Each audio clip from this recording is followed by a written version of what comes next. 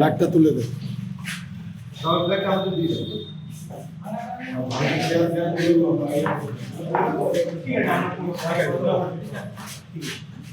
BJP দখলদারি রাজনীতিতে বিশ্বাস করে না, আর তৃণমূল বা সিপিএম থেকে কিছু আগত লোক যে তৃণমূলের যে কালচার, যে সংস্কৃতি, দখল করা, লোককে মারধর করা, 4 তারিখের রেজাল্টের পর যাদের আমরা চিনিও না সেরকম কিছু তৃণমূলের দুষ্কৃতী, তৃণমূলের কর্মী সমর্থক রাতারাতি বিজেপি সেজে এই ধরনের কাণ্ড কারখানা সারা পশ্চিমবঙ্গব্যাপী, তার সাথে দুর্গাপুরেও চালাচ্ছে। তার একটা উদাহরণ এই এবিএল এর যে কার্যালয়টা, সেই কার্যালয়টা ভেবেছিল আমরা দখল করে নেতা হয়ে যাব। আমাদের রাজ্য সভাপতি খুব পরিষ্কার বার্তা দিয়েছে, এখন দলে কাউকে নেওয়া যাবে না, কোনো তৃণমূলের নেতাকে নেওয়া যাবে না। আর আবির মেখে রাতারাতি বিজেপি হওয়াও যায় না। বিজেপি সিদ্ধান্ত নেবে বিজেপি কাকে দলে নেবে, কাকে নেবে না। তাই আমরা যখন খবর পাই, আমাদের রাজ্য সভাপতির নির্দেশ এবং আমাদের বিধায়ক চন্দ্রশেখর বন্দ্যোপাধ্যায় আমাদের জানায় যে এরকম একটা ঘটনা ঘটেছে, তোমরা দেখো কারা এই কাজটা করেছে। আমরা তৎক্ষণাৎ খোঁজ খবর লাগাই এবং তাদের কাছ থেকে চাবি সংগ্রহ করে আজকে তৃণমূলের যে শ্রমিক সংগঠন তাদের হাতে সেই চাবি তুলে দিয়ে আমরা বার্তা দিতে চাইছি, বিজেপি পশ্চিমবঙ্গে পরিবর্তন চেয়েছে, আর পশ্চিমবঙ্গে দখল মুক্ত, ভয় মুক্ত এক পরিবেশ গঠন করে পশ্চিমবঙ্গের পুরনো যে আমাদের সংস্কৃতি, সেই সংস্কৃতি ফিরিয়ে আনার অঙ্গীকার যে আমাদের রাজ্য সভাপতি নিয়েছেন, আমাদের প্রধানমন্ত্রী নরেন্দ্র মোদী নিয়েছেন, তা প্রতিষ্ঠা করতে আমরা বদ্ধপরিকর। 4 তারিখে বাংলার জনগণ বিপুল রায়ে বিজেপি সরকার এসেছে, তো আমরাও সেটা সহমত পোষণ করেছি, আমরা রায় মেনে নিয়েছি। বাংলার মানুষের যে ভোটদান করেছে সেই রায় মেনে নিয়েছি। কিন্তু 4 তারিখের পর এক অদ্ভুতপূর্ব দৃষ্টান্ত তৈরি হলো জি ফ্যাক্টরি গেটের সামনে। সেটা হলো যারা দীর্ঘদিন সিপিএম এর সময় সিপিএম করে এসেছে, টিএমসির সময় টিএমসি সমস্ত সুযোগ নিয়েছে, তারাই 4 তারিখে রাত 12টার সময় তারা বিজেপির আবির মেখে এই পার্টি অফিসে ঢুকে করে আমাদের পার্টি অফিসের ভেতরে চেয়ার টেবিল যা ছিল সমস্ত জায়গায় জ্বালিয়ে দিয়েছে। তো এটা আমাদের এখানকার কার্যকর্তা, বিজেপির কার্যকর্তা যে তরুণ দাস, তো উনাকে আমি বলি, আমরা সবাই মিলে বলি যে বিরোধী হিসাবে তো আমরা 80টা আসনের অংশীদারি আছি, তো বিরোধী হিসাবে সিপিএম কংগ্রেস যদি 0 আসন নিয়ে পশ্চিমবঙ্গের মধ্যে এখনই বিরোধিতা করে দিতে পারে, তো আমরা কেন করতে পারবো না। সেই হিসাবে বিজেপির নেতৃত্বরাও রাজ্য থেকেও বার্তা দিচ্ছে যে কোনো জায়গায় পার্টি অফিস বন্ধ করা যাবে না। তো বাপ্পা আমাদের সাহায্য করেছে, বাপ্পা আমাদেরকে বলেছে না চাবি তোমাদের সবার সামনে ফিরিয়ে দেবো।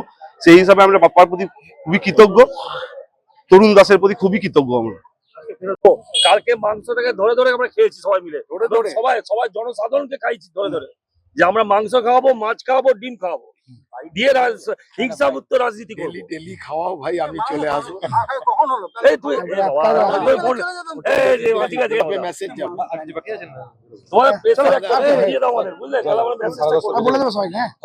বাংলার মানুষ যাকে রায় দিয়ে এনেছে, ভারতীয় জনতা পার্টিকে রায় দিয়ে এনেছে, এটা অস্বীকার করা যাবে না, এটা আমরা মেনে নিচ্ছি। হ্যাঁ, এবং এটা মানতেও হবে, আমাদের বাংলার মানুষ রায় দিয়েছে। কিন্তু এই যে ঘটনা ঘটিয়েছে, এটা হচ্ছে সিপিএম থেকে আসা কিছু হারমাস বাহিনী এবং পাঁচিলে বসা টিএমসি এবং সিপিএম এর হারমাস বাহিনীর এই ঘটনাটা ঘটিয়েছে। এর জন্যে আমাদের তরুণ বন্ধু বলেছে, আমার তরুণ বন্ধু হয়, বলেছে যে এর জন্য যা ব্যবস্থা নেওয়ার ওকে বলেছি, ও নেবে। তরুণটা কে? হ্যাঁ, তরুণ আমাদের বিজেপির কর্মী, বিজেপির কার্যকর্তা। হ্যাঁ, আমরা কাজ করি একসাথে। তো আমরা এখানে আজকে কি হলো? আজকে খুবই ভালো হলো, তরুণ আমাদের হাতে পুনরায় পার্টি অফিসটা ফিরিয়ে দিল, এই জন্য আমরা খুবই খুশি। হ্যাঁ, এই পার্টি অফিসটা প্রচুর কষ্ট করে আমরা এমপ্লয়িরা করেছিলাম। এই পার্টি অফিসটা আজকের না, 2021 সালের কনস্ট্রাকশন করেছি আমরা। এই একই বার্তা গেল যে এখানে আমরা বিরোধী হিসাবে থাকলেও আমাদের কোনো কেউ অশান্ত করতে আসবে না। এটাই বার্তা।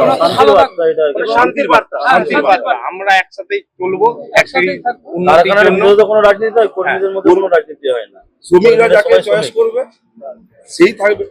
তো এটা তো সাধারণ পার্টি বিষয়, এটা শ্রমিকদের আইনটিউসি পার্টি হবে।